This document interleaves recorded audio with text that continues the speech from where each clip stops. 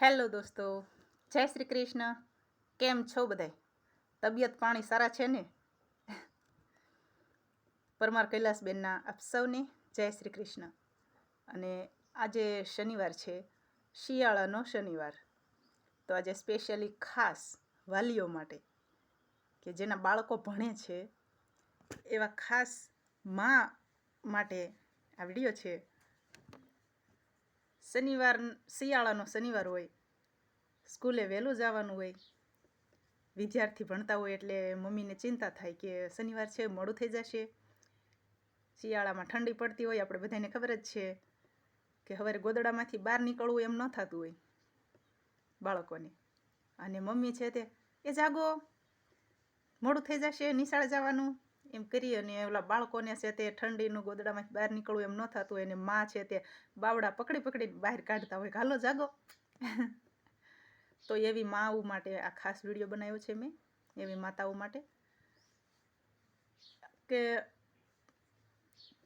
સોમ, મંગળ, બુધ, ગુરુ અને શુક્ર, 5 દિવસ એ 10 વાગે ભણતા હોય, જાતા હોય, એમાં કાંઈ વાંધો નહીં. પણ શનિવારના એક દિવસ તમે નહીં મોકલો, અને આખા વર્ષના શનિવાર નહીં, માત્ર શિયાળાનો શનિવાર, શનિવારના એક દિવસ તમે નહીં મોકલો તો કાંઈ તમારું બાળક નાપાસ નહીં થાય. એની અંદર જે હોશિયારી છે એ ક્યાંય વહી નહીં જાય. એક દિવસમાં એ ઠોઠ નહીં થઈ જાય. બાળક તમારું ઓટોમેટિક જાગી જાય છે અને તૈયાર થઈ જાય છે તો જવા દો. પણ પરાણે એને ગોદડામાંથી કાઢી એને ભણવા ન મોકલો. માત્ર શનિવાર, શિયાળાના શનિવાર પૂરતો તમે બાળકને હેરાન ન કરો. અને ઘણા એવું કરતા હોય છે કે સ્કૂલેથી છોકરા આવે, વિદ્યાર્થી આવે ભણીને, લેસન કર્યું, શું કરસ, લેસન કરી નાખ. આવા બધા બાળકોને ટેન્શન થતું હોય કે સ્કૂલમાં સાહેબુ ભણાવતા જ હોય, શિક્ષકો સ્કૂલમાં ભણાવતા જ હોય, અને ઘરે આવે તો ઘરે આપણે એને આનંદથી રહેવા દેવાનો હોય. એની જગ્યાએ આપણે હાલ દફતર લે, લેસન કર. અને એવા પણ મેં વિદ્યાર્થી જોયા છે કે જેને આટલું બધું ટોર્ચર કરવા છતાં એ હોશિયાર નથી થતા. ઘરમાં દાદા દાદી હોય કે મા બાપ હોય, બાળકને જેટલું ટોર્ચર કરે ને એટલું એનું માઇન્ડ રહે ને એ એનું મગજ હેંગ મારતું જાય.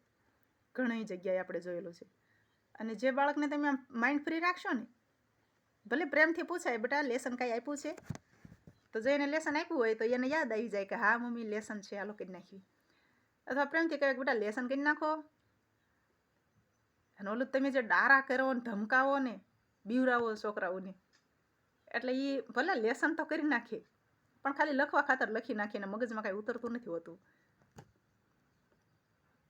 એટલે જેટલું બાળક માઇન્ડ ફ્રી રહેશે અને ભણશે ને એટલું ભણવામાં આગળ આવશે. કેટલાય એવા વિદ્યાર્થીઓ છે કે જેને મમ્મી પપ્પા એમ કહેતા હોય છે કે બેટા કાંઈ પ્રેમથી ભણ, તમ તારે ટેન્શન ન લેતો, જે કાંઈ થશે એ સારું થશે, પોતાની ઉપર વિશ્વાસ રાખજે. આવી રીતના મા બાપ કહેતા હોય છે ને, એના બાળકોને ટ્યુશનની જરૂર નથી પડતી અને એ પાસ થઈ જતા હોય છે. અને જે સતત ટોર્ચરમાં બિચારા ભણતા હોય છે બાળકો, પોતાનું બાળપણ પણ ભણો ભણો ભણો એમ કરી અને એને રમવાની ઈચ્છા થતી હોય પણ રમવાય ન મળતું હોય, એવું બાળપણ પણ એનું ખોરવાઈ જતું હોય છે.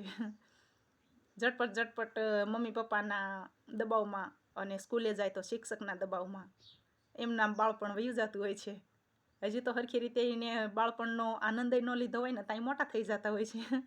એટલે આવા વાલીઓ માટે ખાસ છે આ વિડીયો, કે પોતાના બાળકને માઇન્ડ ફ્રી રાખો, મગજમાં ટેન્શન ન અપાવો, જે રીતે ભણે એ રીતે એને ભણવા દો.